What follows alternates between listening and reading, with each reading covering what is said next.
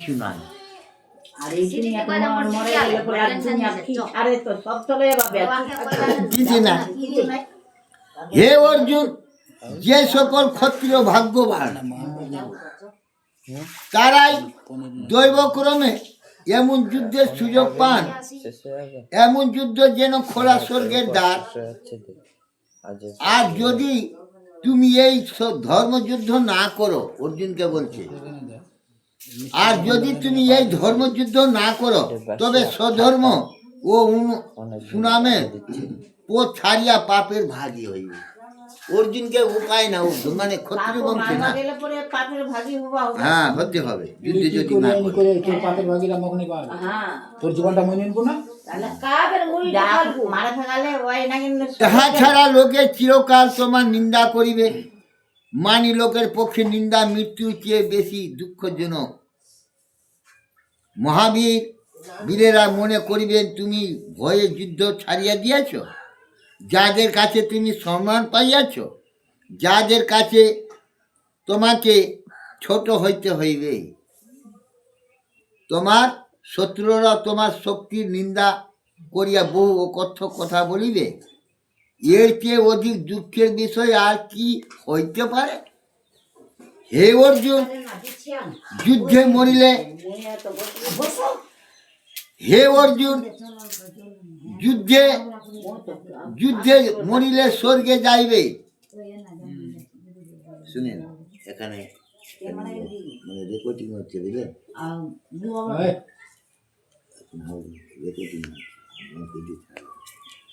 ধর্মে যুদ্ধে মরিলে স্বর্গে যাইবে, আর যুদ্ধে জিতিলে পৃথিবীতে ভোগ করিবে। কাজের যুদ্ধের জন্য মন স্থির করিয়া উঠো, মানে অর্জুনকে বলছে।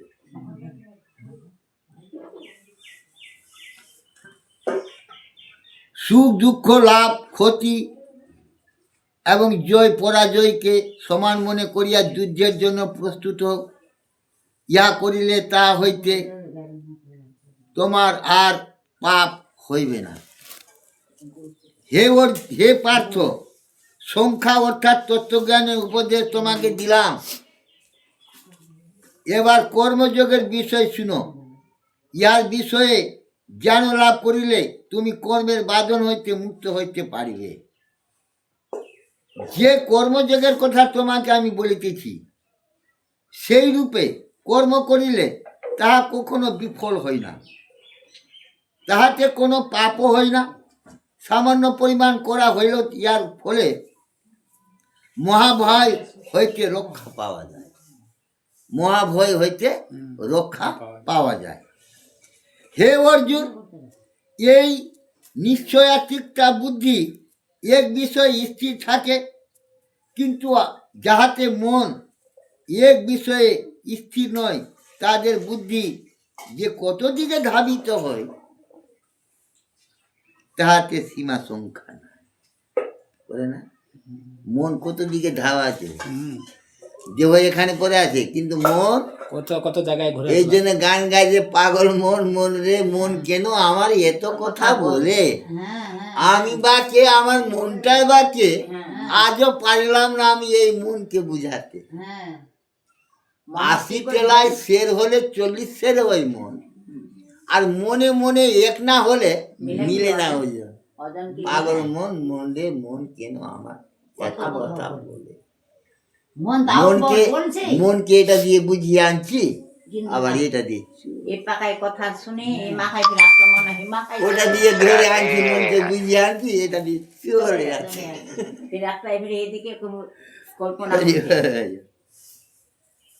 এ বুদ্ধি দ্বারা কোনো বিষয় ঠিক সত্যের সন্ধান পাওয়া যায়, তার নাম নিশ্চয়াত্মিকা বা ব্যবসায়িকতা বুদ্ধি। সংশয় মুক্ত স্থির বুদ্ধি।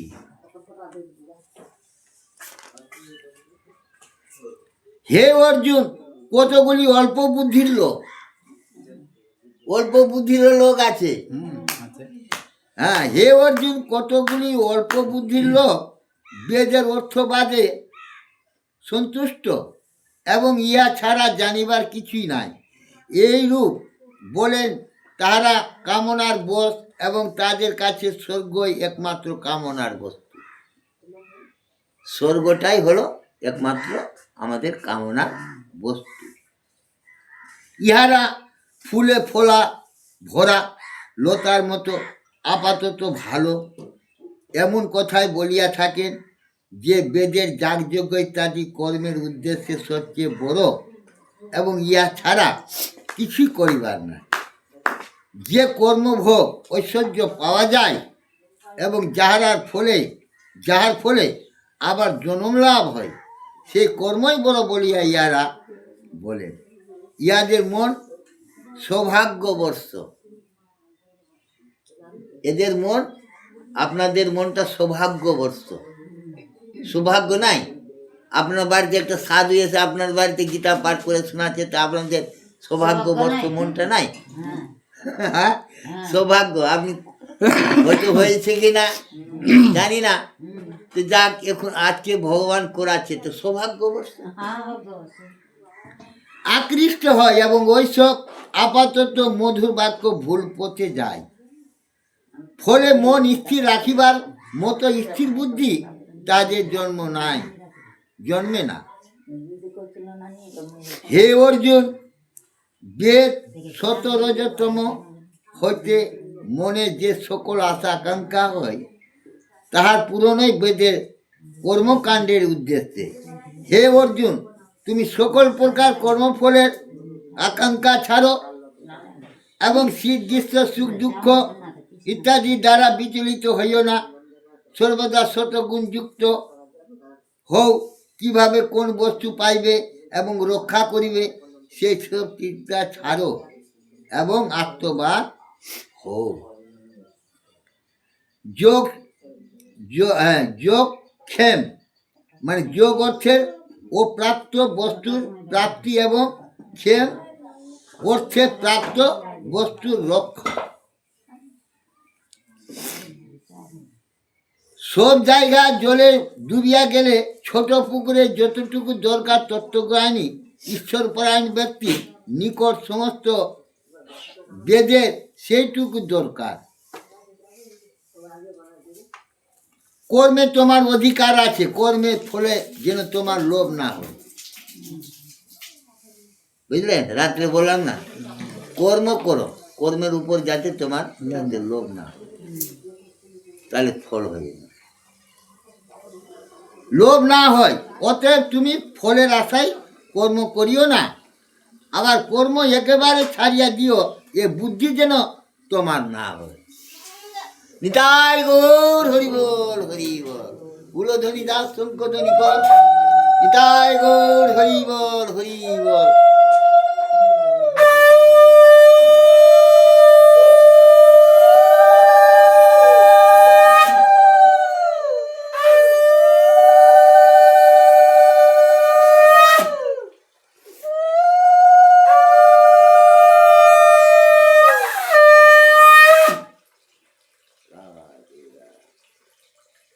দেখেন মায়েরা, যেখানে যাবে মায়েরা উলধ্বনি, শঙ্খধ্বনি আর হরিধ্বনি, এই তিনটাই তো ভগবানের ধন আছে গো।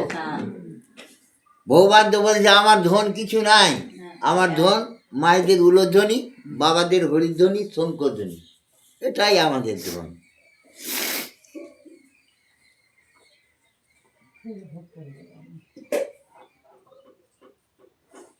কোথা থেকে ছাড়লাম?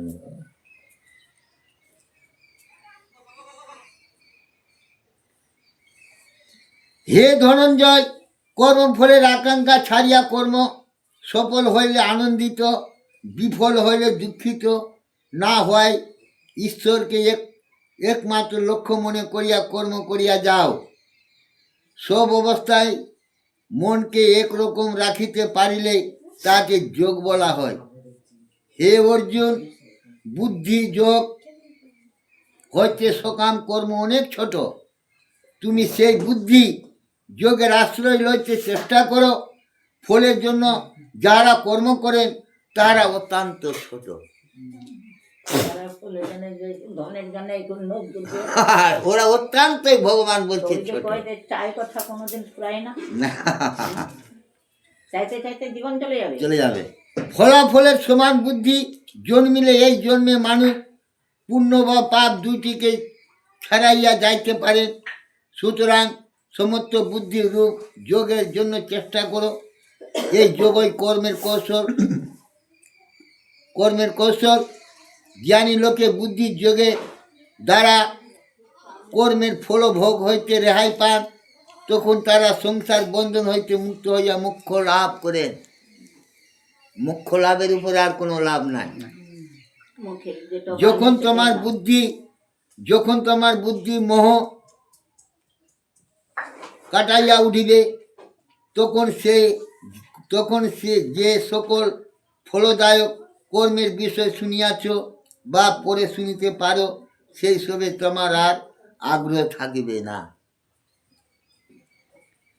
নানা রূপ আলৌকিক ও বৈদিক কর্মফলের কথা শুনিয়া তোমার বুদ্ধি বিভ্রান্ত হইয়াছে। তোমার এই বুদ্ধি যখন একাগ্র হইয়া ঈশ্বরে অচলা থাকিবে, তখনই তুমি তত্ত্বজ্ঞান লাভ করিবে। যখন তোকে দিয়েছেন জানছে তখন তোকে সবছে। অর্জুন বলিলেন, হে কৃষ্ণ, ব্রহ্মজ্ঞানী যোগীর লক্ষণটা কি? প্রশ্ন হয়েছে। যিনি কিভাবে কথা বলেন, কিভাবে থাকেন এবং কিভাবে চলেন? শ্রী ভগবান কহিলেন, হে অর্জুন, যখন যোগী মনের সকল কামনা ত্যাগ করেন এবং আপনাতে আপনি সন্তুষ্ট থাকেন, তখন তাকে স্থিতপ্রজ্ঞ বলা হয়। যিনি দুঃখে বিচলিত হন না। মানুষের দুঃখ যদি পড়ে যায় তো খুব বিচলিত হয়ে না, অত ওরা কিন্তু বহু মানুষ বিচলিত হয়ে যায়। কইনি আরে দুঃখ দিয়েছে ভগবান, একদিন তো ফির সুখ দিবে। ধনে না হয় আজকে দুঃখ দিয়েছে তো কাল তো আমাদেরকে সুখ দিতে পারে না, দিবে না? ওই তো সব সব আছে, দিন, হ্যাঁ, ওই তো সব করাই। ওই সব তো আজকে তো আমাকে দুঃখ দিয়েছে তো কালকে তো আমাকে সুখও দিবে। দুঃখ দুঃখ সুখ তো নিজের পাশে আছে।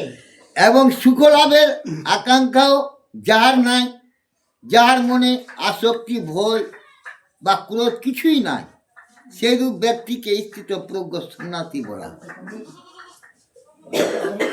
যারা কিছুর উপর মমতা, যার কিছুর ওপর মমতা নাই এবং ইনি ভালো বা মন্দ, সুখী ও সুখী হন না, তারাই বুদ্ধি স্থির হইয়াছে।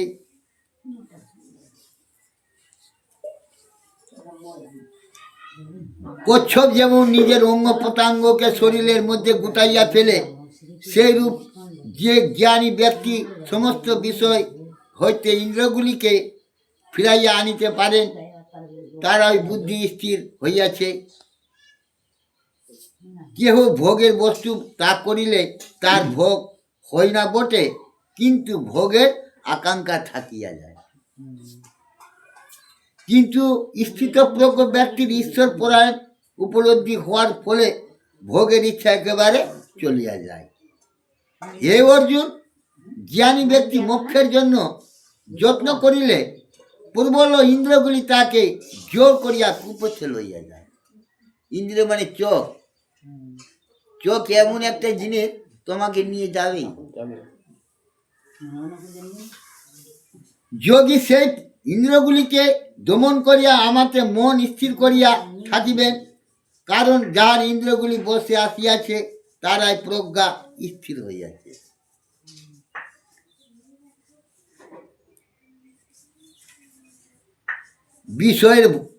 বিষয়ের কথা ভাবিতে ভাবিতে মানুষের সেই সকল বিষয় আসক্তি জন্মে। আসক্তি হইতে কামনা এবং সেই কামনা হইতে ক্রোধ জন্মে।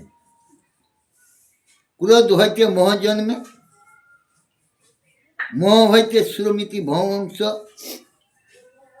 এবং সুমিতি ভ্রংশ হইতে বুদ্ধি না, আর বুদ্ধি নাশ হলে মানুষ অধোপাতে যায়। বুদ্ধি যদি নাশ হয়ে গেল তো অধোপাতে যায়। আমাদের ওখানে একটা তেলিয়া ছিল, 25-30 বিঘা সম্পত্তি, একদম কথা চোখ দেখতে দেখতে মিশে চলে যাবি তো কোন পাকেতে যাবে মালম পাবে। মনে যদি কারো প্রতি ভালোবাসা বা বিদ্বেষ না থাকে এবং ইন্দ্রিয় যদি মনের বসে থাকে, তবে সেই ব্যক্তি বিষয় ভোগ করিয়া শান্তি লাভ করে। আর মন প্রসন্ন হইলে তাহার সব দুঃখই চলিয়া যায়। মন প্রসন্ন হওয়ার ফলে বুদ্ধি অতি শীঘ্রই স্থির হয়। বুঝতে পারেন মনটা কত আমাদের স্থির হয়।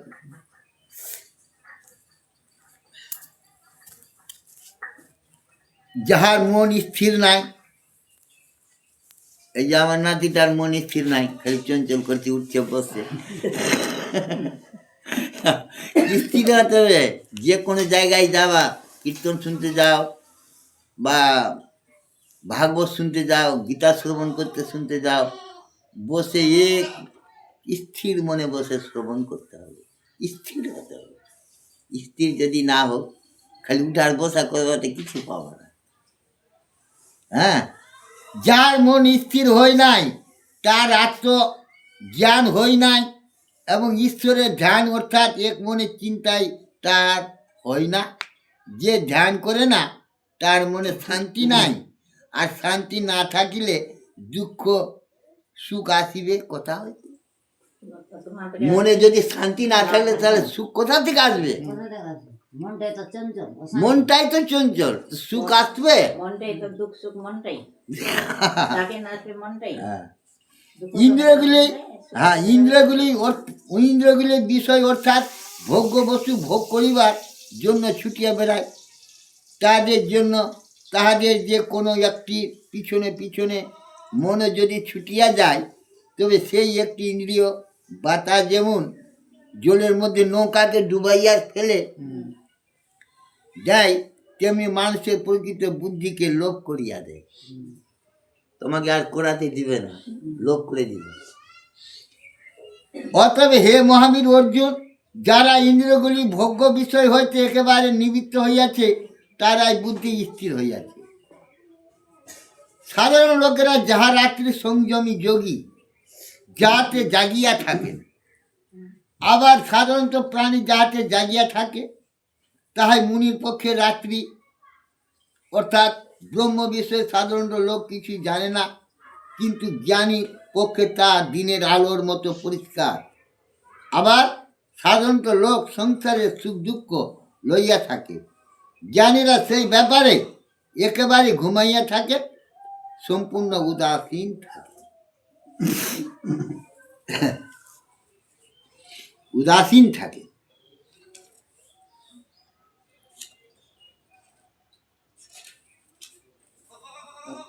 নানা নদ নদীর জল আসিয়া পড়ে বটে, কিন্তু বাতাসে সমুদ্রে কিছু পরিবর্তন হয় না। তেমনি রূপ রস ইত্যাদি বিষয়গুলি যে যোগীর অন্তর হইতে করিয়া তাকে বিচলিত করিতে পারে না, তিনি শান্তি পান। কিন্তু যে ভোগের ইচ্ছা করে তার শান্তি হইতে পারে না। ভোগের যার ইচ্ছা তার কিন্তু শান্তি হতে পারে না।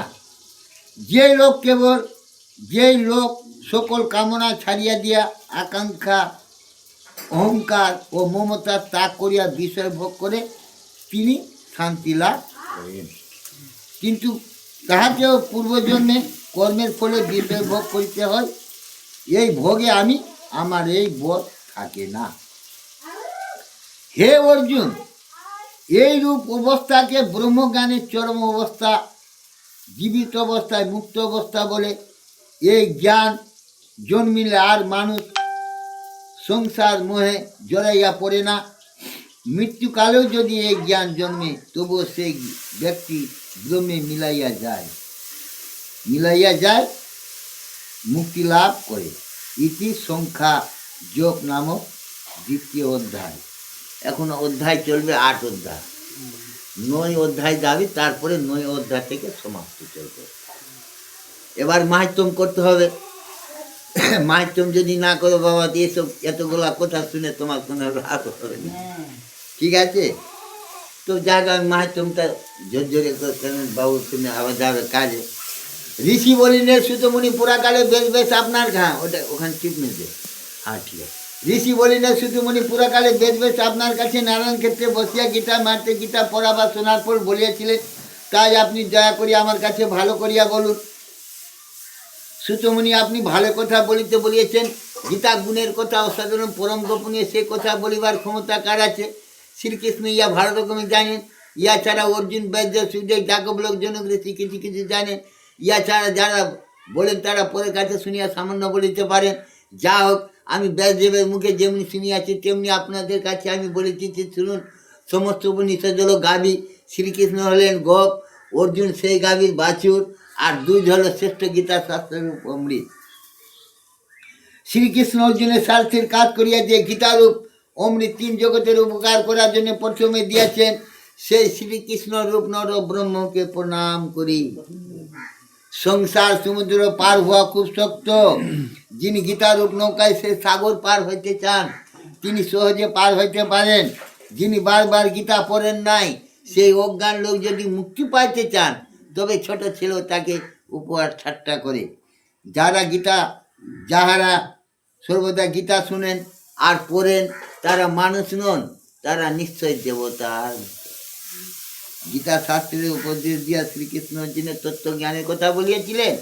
ইয়াতে পরম ভক্তি তত্ত্ব, সগুণ নির্গুণ ব্রহ্মের তত্ত্ব বুঝানো হইয়াছে।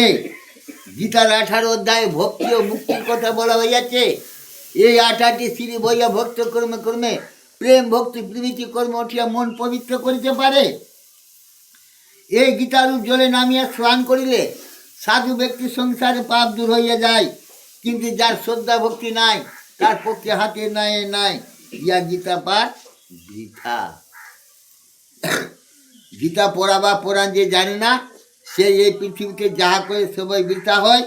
সুতরাং যে গীতা মারতে জানে না, তার চেয়ে অধমার কেউ নাই। তার মানুষ হওয়া বৃথা, তার জ্ঞান উচ্চ বংশ চরিত হওয়ার কোনো ফল নাই। গীতার তাৎপর্য যে জানে না, তার থেকে অধমার কেউ নাই। তার শরীর সচিত্র ধন সম্পদ এবং গৃহস্থ বাস করার সবাই দিক। যে গীতা শাস্ত্র জানে না, তার থেকে অধমার কেউ নাই। সে যে কর্ম আরম্ভ করিয়াছে তাকে ঠিক, তার সুনাম তার পূজাকে ঠিক। সে যদি উচ্চ সম্মানও পায়, তবে ঠিক সেই সম্মান। গীতায় যার মন নাই, তার সবই বৃথা হয় বলিয়া পণ্ডিতরা বলিয়া গেছেন। তার গুরুকে দিক, তার বুড়েত্ব নিষ্ঠা তপস্যা সুনাম এসবই দিক। যে গীতার অর্থ বুঝে না, তার থেকে হীনার কেউ নাই। গীতায় যে জ্ঞানের কথা বলা হয় নাই, তাই অসুর জ্ঞান। ওই জ্ঞান ব্যর্থ, তাতে ধর্মই না, তা বেদ বেদান্তে নিন্দা করা হইয়াছে। সুতরাং গীতা শাস্ত্র ধর্মভাবে পূর্ণ। যেরকম ফুল ফুটতে ফুটতে অর্ধেকটা থেকে যায়, যেরকম সম্পূর্ণ ফুটে যাও, সেই রকম গীতা পাঠটা সম্পূর্ণ কে শেষ। সুতরাং গীতা শাস্ত্র ধর্মভাবে পূর্ণ। ইয়া সকল জ্ঞান দান করে, ইয়া সকল শাস্ত্রের সার পবিত্রতা, ইয়া সকলের চেয়ে শ্রেষ্ঠ। শ্রী বিষ্ণুর পূর্ব দিনে এবং একাদশীতে যিনি গীতা পড়েন, তিনি ঘুমাইয়া জায়গা থাকুন, চলুন বা দাঁড়ায় থাকুন, কখনো শত্রু তার কোনো ক্ষতি করিতে পারে না। যিনি শালগ্রাম শিলার কাছে, এটা শালগ্রাম শিলা অহল্লা পাঠানো হয়েছিল, যে ওর স্বামী যে অভিসম্পাত করেছিল অহল্লাকে।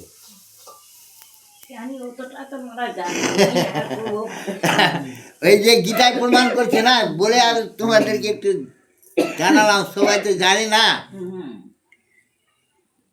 তিনি প্রতিদিন গীতা পড়েন, দক্ষিণার সহিত অষ্টমী ইত্যাদি।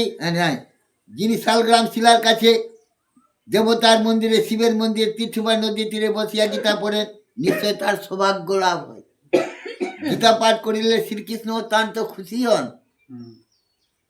বেদ পাঠ, দান, যজ্ঞ, তীর্থে যাওয়া ও ব্রত ইত্যাদি করিলে তিনি তত খুশি হন না। যিনি মনে ভক্তি করিয়া গীতা পড়েন, তার বেদ পুরাণ ইত্যাদি সবই শাস্ত্র পড়া হইয়া যায়। আমাদের মধ্যে 18টা পুরাণ, সব শাস্ত্র।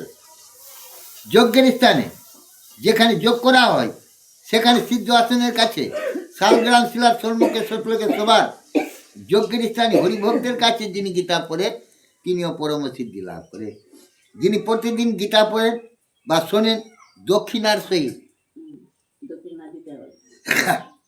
অষ্টমী তিথাটি যোগ্যতার করা হইয়া যায়। যিনি গীতার ব্যাখ্যা শুনেন বা লোকের কাছে গীতার অর্থ যিনি বুঝাইয়া দেন বা পরে কাছে গীতা পড়িয়া শোনান, তিনি শ্রেষ্ঠ পদে মুক্তি পান। যিনি যত্ন ভক্তি করিয়া শাস্ত্রের নিমিত্ত পবিত্র গীতা পড়কে দান করে, তার স্ত্রী তার প্রিয়া হন,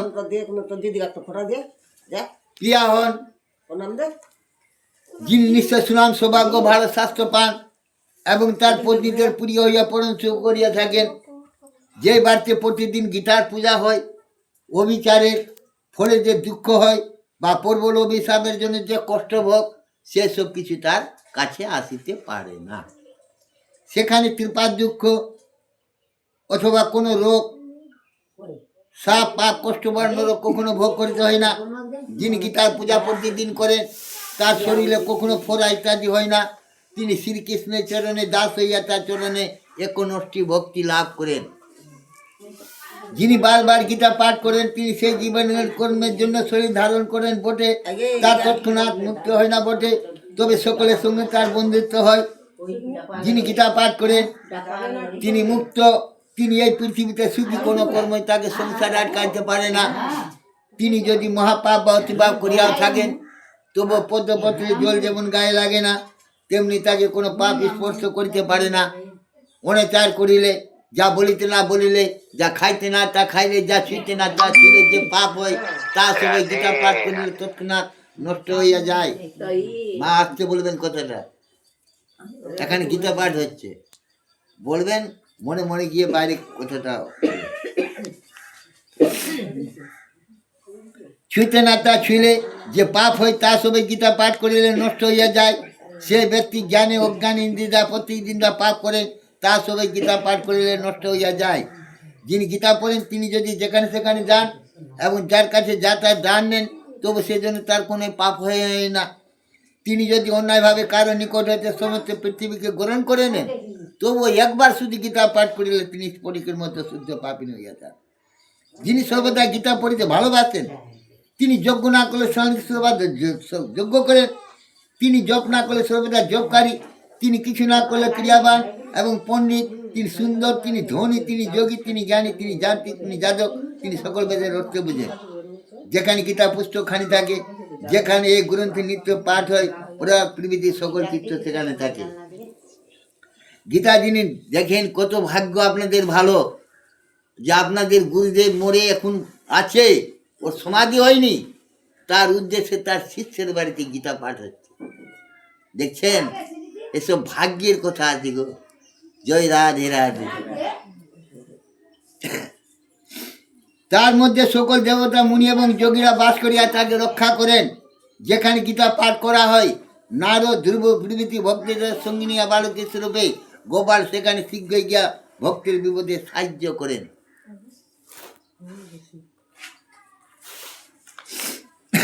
যেখানে গীতার আলোচনা, গীতা পড়া বা পুরাণ চলে, সেখানে নিজ ভগবান শ্রীকৃষ্ণ রাধাকে নিয়ে মনের আনন্দে বাস করেন। শ্রীকৃষ্ণ অর্জুনকে বলিয়েছিলেন, হে অর্জুন, গীতায় আমার হৃদয়, গীতায় আমার সার পদার্থ, গীতায় আমার শ্রেষ্ঠ জ্ঞান, গীতায় আমার নিত্য জ্ঞান, গীতায় আমার শ্রেষ্ঠ স্থান, গীতা আমার পরম পদ মুক্তি, গীতা আমার পরম গোপনীয় বস্তু, গীতায় আমার পরম গুরু। গীতা যেখানে থাকে সেখানে আমি থাকি, সেটাই আমার শ্রেষ্ঠ গৃহ। গীতা জ্ঞানের বলে আমি 3 ভুবন পালন করি। গীতায় আমার শ্রেষ্ঠ বিদ্যা, গীতায় আমার জ্ঞানের বলে আমি 3 ভুবন পালন করি। গীতায় আমার শ্রেষ্ঠ বিদ্যা, ইহাই ব্রহ্মবিদ্যার সন্দেহ না। গীতায় অর্ধমাত্রে শ্রেষ্ঠ বিদ্যা, ইহাই অনুবচনীয় পদ। হে অর্জুন, গীতার কয়েকটি গোপনীয় নাম শুনো, এই নামগুলি কীর্তন করিলে তৎক্ষণাৎ সকল পাপ, তৎক্ষণাৎ বুঝো মানে সঙ্গে সঙ্গে, তৎক্ষণাৎ সকল পাপ দূর হইয়া যায়। বলো, সবাই বলো, গঙ্গা, গীতা, সাবিত্রী, সীতা, সত্তা প্রতিবর্তা, ব্রহ্মাবলী, ব্রহ্মবিদ্যা, ত্রিসন্ধ্যা, মুক্তি জ্ঞানী, অর্ধমাত্রা, চিদানন্দা, ভগ্নি, ভ্রান্তি নাশিনী, বেদোত্তরী, পরনন্দা, তথার্থ, জ্ঞান মঞ্জরি। এই জ্ঞান মঞ্জরি কে হলেন বুঝাতে পারেন? আমরা আর কি বুঝবার পারবো কিছু আমরা রাধা রানীকে বলে জ্ঞান ও মঞ্জুরি। আমরা তো জানি আমাদের সকল বস্তুকে মনকে যিনি জুড়িয়ে দেন উনি হচ্ছেন মঞ্জুরি। গীতার এক কয়েকটি নাম যিনি মন স্থির করিয়া জপ করিবেন, হ্যাঁ জপ করিবেন, তিনি সর্বদাই জ্ঞানে সিদ্ধি লাভ করিবেন এবং মৃত্যুর পরে পরমপদ লাভ করিবেন। গীতা সম্পূর্ণ পড়িতে না পারিলে, অর্ধেকটা পড়িলে, গোদান করিলে যে পুণ্য হয় সেই পুণ্য লাভ করিবেন সন্দেহ নাই। যিনি গীতার একটি অংশ পড়েন তিনি সমযজ্ঞের ফল লাভ করেন। যিনি 100 জপ করেন তিনি গঙ্গা স্নানের পুণ্য লাভ করেন। যিনি প্রতিদিন মনোযোগ দিয়া গীতার 2টি মাত্র অধ্যায় পড়েন তিনি নিশ্চয় অল্পকাল ধরে ইন্দ্রলোকে বাস করেন। প্রতিদিন ভক্তি করিয়া 1টি মাত্র অধ্যায় পড়ে তিনি রুদ্রলোকে যান। রুদ্র কাকে বলে? শিবকে বলে। রুদ্র শিবকে বলে। লোকে যান প্রতিদিন ভক্তি করে 1টি মাত্র অধ্যায় পড়ে তিনি রুদ্রলোকে যান এবং সেখানে গিয়ে ভগবান শিবের অনুচর হইয়া দীর্ঘকাল বাস করেন সন্দেহ নাই। যিনি প্রত্যেক গীতার 8 অধ্যায়ের 1 অধ্যায়ের 1/4 পাঠ করেন তিনি 100তম কাল সূর্যলোকে বাস করেন। যিনি গীতার 10টি 7টি 5টি 4টি 3টি 2টি 1টি বাদ কেন শ্লোক পড়ে তিনিও 10,000 বছর চন্দ্রলোকে বাস করেন। গীতার অর্ধেক 1/4 একটি শ্লোক বা অধ্যায়ও যদি কেউ ভাবিতে ভাবিতে দেহত্যাগ করেন তিনিও পরমপদ পাইতে পারেন। যিনি শেষকালে গীতার অর্থ বা গীতা পাঠ শ্রবণ করেন তিনি মহাপাপী হইলেও তার মুক্তি লাভ হয়ে যায়। গীতা পুস্তক সঙ্গে লইয়া যিনি প্রাণ ত্যাগ করেন তিনি বৈকুণ্ঠে গিয়া বিষ্ণুর সঙ্গে আনন্দে বাস করেন। 1টি অধ্যায় মাত্র গীতা সঙ্গে লইয়া কেউ মনে মানুষ হইয়া জন্মেন আবার গীতা পাঠ করিয়া মুক্তি লাভ করিয়া থাকেন। গীতা গীতা বলিতে বলিতে যার মৃত্যু হয় তার শুভগতি হয়।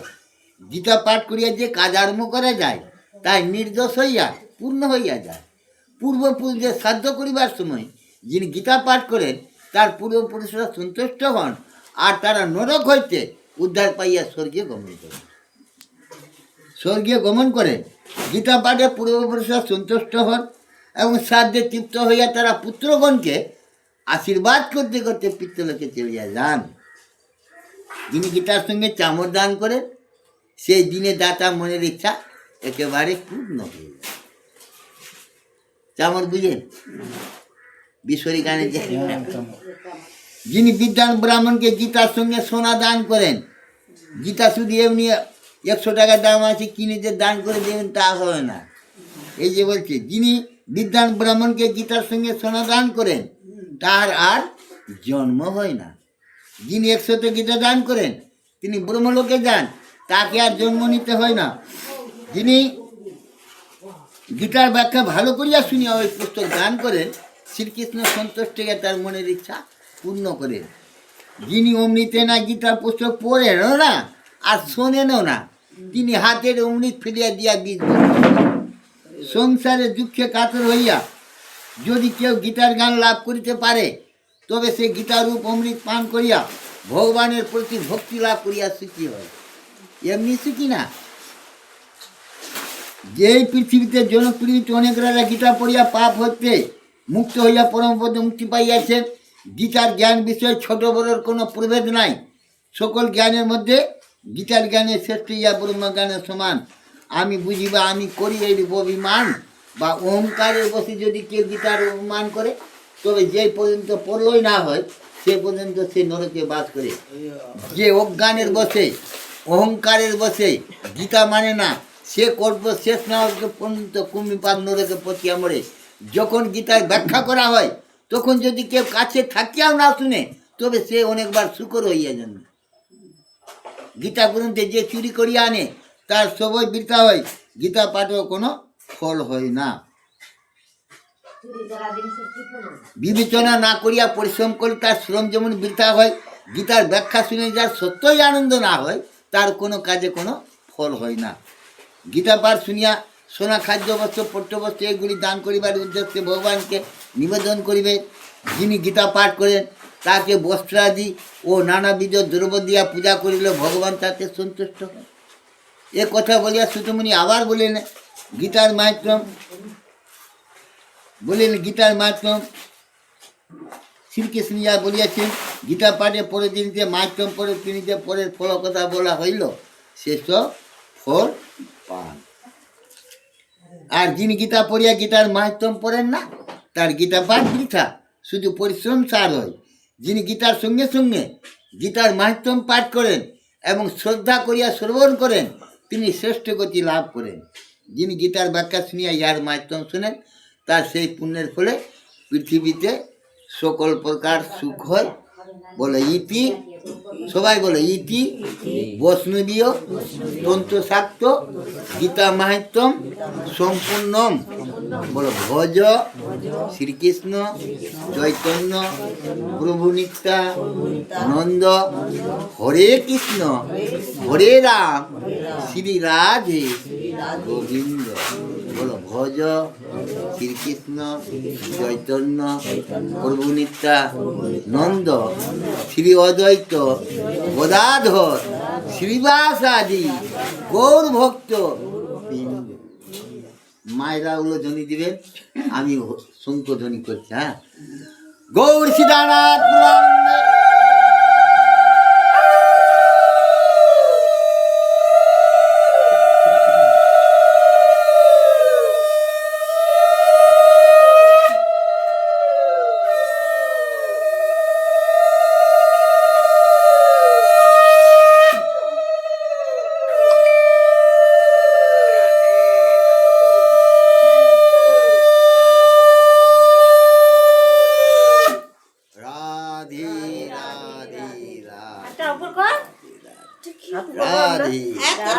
वृंदावन बिहारी लाल की जय।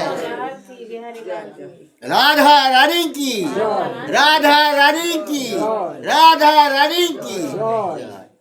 राधा रानी सबसे केंद्र पर है राधा। राधे राधे राधे राधे राधे। बंद होते का? हाँ।